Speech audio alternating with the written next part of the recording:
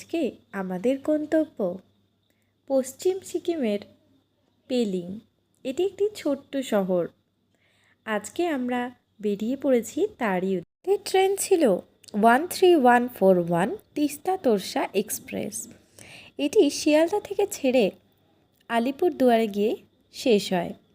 আর আমাদের স্টেশন ছিল এনজিপি, অর্থাৎ আমরা এনজিপি স্টেশনে নিউ জলপাইগুড়ি স্টেশনেই নেমে যাব, এটাই ঠিক ছিল। তো সেই উদ্দেশ্যে খাগড়াঘাট স্টেশন এসে পৌঁছতেই দেখলাম অঝোর ধারায় ঝমঝমিয়ে বৃষ্টি নেমেছে। এই বৃষ্টিতে কি অবশেষে ট্রেন এলো আর আমরা ট্রেনে উঠলাম। ট্রেনে উঠে দেখো তো এনাকে চিনতে পারো কি না, এনার সাথে আমাদের দেখা হলো। তোমরা নিশ্চয়ই এনাকে সিরিয়াল করতে দেখে থাকবে। যাই হোক, যাত্রাপথে এভাবেই বিভিন্ন জনের সাথে গল্প করতে করতে আমাদের যাওয়ার সময়টা কাটতে লাগলো।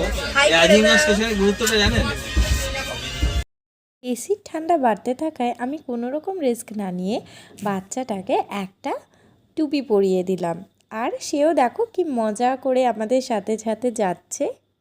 আর আমরা যখন নিউ জলপাইগুড়ি স্টেশনে এসে পৌঁছলাম তখন রাত্রি 2:30। কিন্তু অবাক কাণ্ড, এখানেও তো বৃষ্টি আরম্ভ হয়েছে ঝমঝমিয়ে। খুবই খারাপ অবস্থা।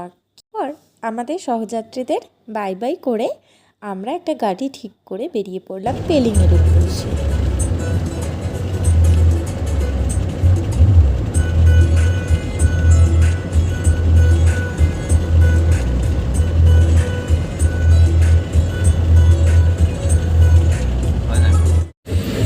গাড়ি ভাড়া অনেকটাই বেশি ছিল। ওরা বিভিন্ন রকম রেট আনছিল, কেউ 8,000, কেউ 10,000, কেউ 12,000 এরকম। আমরা অনেক বার্গেন করে তারপর 4,500 টাকা একটা গাড়ি ঠিক করলাম, যেটা আমাদের আপার পেলিংয়ে হোটেল পর্যন্ত পৌঁছে দেবে। তো চলো তোমরাও আমার সাথে যাত্রাপথটা দেখতে থাকো। সত্যি এই পথের দুই পাশের সৌন্দর্যই মনোমুগ্ধকর, আর তার উপর আবার বৃষ্টি হয়ে গিয়েছে। বৃষ্টি স্নাত পাহাড় যেন এক অন্য রূপের সন্ধান দেয়। সত্যি চোখ যেন জুড়িয়ে গেল।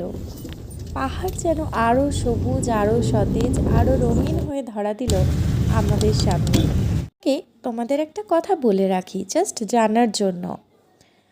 আমি জানতাম এনজিপি স্টেশনে অনেকগুলো লাউঞ্জ আছে, অনেকগুলো সিটিং অ্যারেঞ্জমেন্ট রয়েছে, যেখানে 10 টাকা কি 50 টাকা এরকম পার আওয়ারের ভিত্তিতে, মানে প্রতি ঘন্টায় নেওয়ার পর ওরা একটা নির্দিষ্ট ফেসিলিটি প্রোভাইড করে থাকে। কিন্তু বাস্তবে যখন আমরা এনজিপি স্টেশনে ওই রকম দুর্যোগের মধ্যে পৌঁছলাম তখন কোনো ফেসিলিটি কিন্তু পাইনি। এইভাবে মেঘ বৃষ্টির সঙ্গে লুকোচুরি খেলতে খেলতে আমরা এসে পৌঁছলাম পেলিংয়ে আমাদের হোটেলে। কিন্তু হোটেলে তাড়াতাড়ি এসে পৌঁছে যাওয়ার জন্য ওরা আমাদেরকে রুম তখনই প্রোভাইড করতে পারেনি।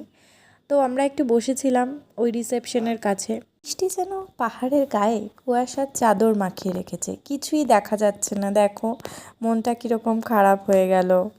কি জানি দেখতে পাবো কিনা কাঞ্চনজঙ্ঘা।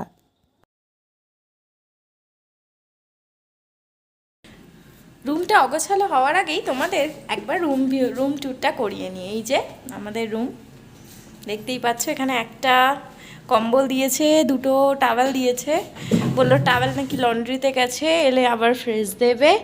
এই আমাদের লাগেজ, রীতিমধ্যেই আমাদের অর্ডার করা চা দিয়ে গেছে। আর এই হচ্ছে রুমটা অনেকটাই স্পেসিয়াস, দেখতেই পাচ্ছ। আচ্ছা, এবার তোমাদের আসল জিনিসটা দেখিয়ে দিই, রুমের আরও একটা বিশেষত্ব। চাবিতে দেখো, এই হচ্ছে একটা বিশাল বড় ব্যালকনি আছে। এই ব্যালকনি আছে, ব্যালকনির সাথে জানালাটা এই রকম। এখান থেকে পুরো কাঞ্চনজঙ্ঘা দেখা যায়। আকাশ পরিষ্কার থাকলে তবেই। জানি না আমাদের কপালে কি আছে। এই দেখো, 1 শালিকটা দেখে নিলাম জানালা দিয়ে। এটুকু বলতে পারি কাঞ্চনজঙ্ঘা দেখতে পাই আর না পাই জানি না। কালকে যদি লাক ভালো থাকে, যদি ওয়েদার পরিষ্কার হয়, তাহলে দেখতে পাবো। একটু ঘুমিয়ে গিয়েছিলাম। ঘুম যখন ভাঙলো তখন দেখলাম কুয়াশার চাদর সরে গিয়েছে, আকাশ পরিষ্কার, আর সামনের পর্বতমালার দৃশ্য ফুটে উঠেছে। হাই করো, হাই।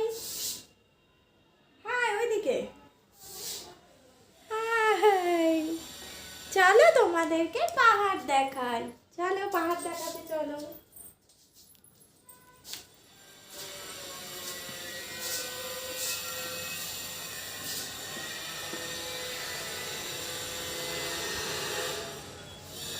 এইদিকে এদিকে এদিকে।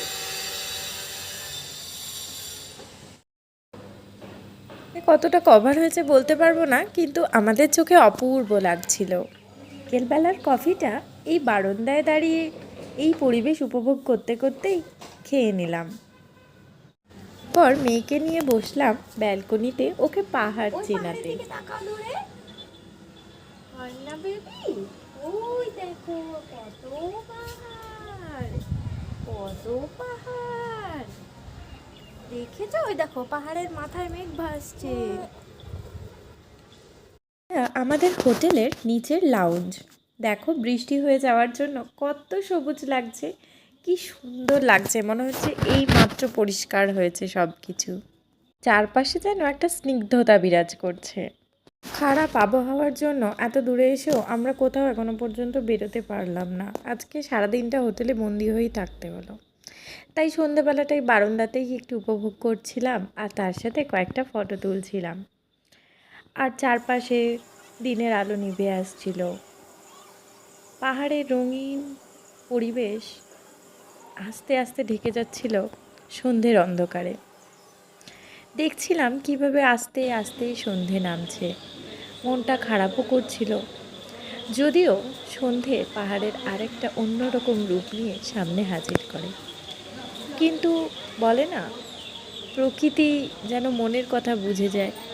তাই হঠাৎ করে তার মধ্যে থাকা যে অমূল্য সম্পদগুলো আছে তার এক ঝলক যেন দেখিয়ে দিয়ে মনে আশার সঞ্চার করে যায়। আমাদের সাথেও ঠিক তাই হলো। বিরাজ হিমালয় হঠাৎ করে দেখিয়ে দিল তার মধ্যে থাকা কাঞ্চনজঙ্ঘাকে। সন্ধ্যের অন্ধকারে নিভে আসার সময় কাঞ্চনজঙ্ঘার সে এক ধূমায়িত রূপ, মানে একটা অন্যরকম রূপ, মানে খুবই সুন্দর লাগছিল, যেটা হয়তো কেউ এক্সপ্লেন করেনি কোনো দিন, কিন্তু আমার তো ব্যাপক লেগেছে। তোমাদের সাথে শেয়ার না করে পারছি না। ক্যামেরায় ধরার চেষ্টা করলাম, এবার পাখিটা জানি না, দেখো নিশ্চয়ই দেখতে পাবে হয়তো। প্রথম দিনের ভ্রমণ পর্ব এইভাবেই শেষ করলাম।